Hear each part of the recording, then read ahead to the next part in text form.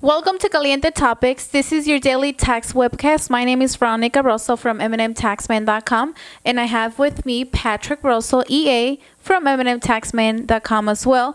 And today we're going to continue the conversation on uniforms and deductions, right, Patrick, for employees? Very good. Veronica, it's a good one. This one is a conversation that we've had with a lot of our clients since 2018. It's a heartbreak story. We're talking about the TCJA and the suspension of the Schedule A miscellaneous itemized deduction subject to 2% of your AGI. In other words, the unreimbursed employee expense deduction since 2018 and until 2025.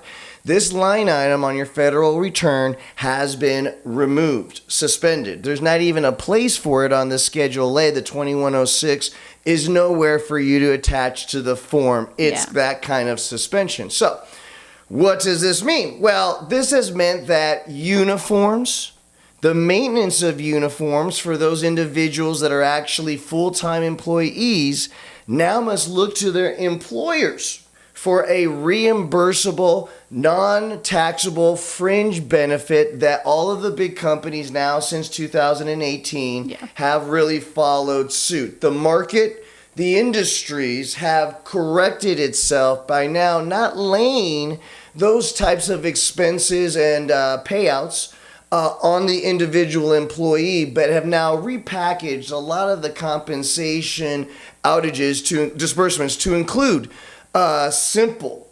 non-taxable, reimbursable items such as uniforms, the buying of uniforms, as well as the cleaning of the uniforms. The dry cleaners, Absolutely. And so this has been a particular rule that has been very substantially impacting our employees that were unionized workers that had those union dues. We had the traveling salesperson, sales agent that would use first either their vehicle or would have to buy traveling tickets for seminars and conventions prior to being maybe not even ever paid back. But now, once again, the market has corrected itself. In many cases now, your employment contract is going to have a clear indication of what your fringe benefits will be. And a lot of the expenses that you used to rely on your Schedule A deductions in order to get your tax benefit from is now coming actually directly from your employer in just the benefit itself without having to pay the taxes on it, correct? Now, when I say, Veronica, that a state is conforming to federal law, what does that mean? Basically, they just follow the same regulations. That's exactly right. So on the federal side, the Schedule A, there is no unreimbursed employee expenses. However, different states have different rules. And so the state of Arizona, for instance, they are a conforming state, which means that there is no reimbursable expenditure that you can take off of your federal or state return. Not surprised.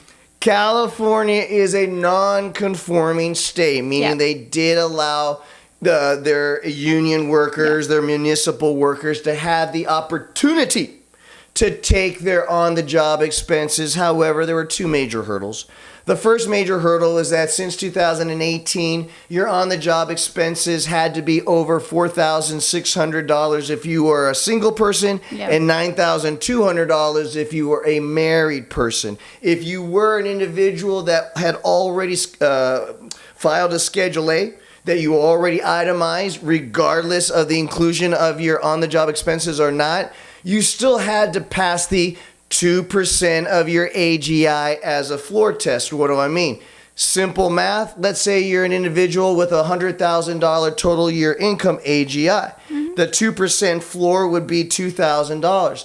So your on-the-job expenses on the state side would only be included what was above that $2,000 amount. And so for a lot of individuals moving from 18, 19, and 20, because now most of those big employers now are really understanding the landscape of what their individuals' employees were now having to shoulder as far as a tax burden, once again, most of these individuals didn't have on-the-job expenses anymore that would equal this kind of capital outage. Last point to the audience. I mean, it's just another regulation that we have to follow, and obviously they make changes not all the time, Right but there. constantly. So we're gonna keep you guys informed in case something happens. Once again, like Patrick said, on the state, you guys can potentially qualify over the 2%, which most of our Past clients, those two hurdles where 99% of individuals don't. yeah, that's the real problem, right? So even if you have some expenses, you might not qualify,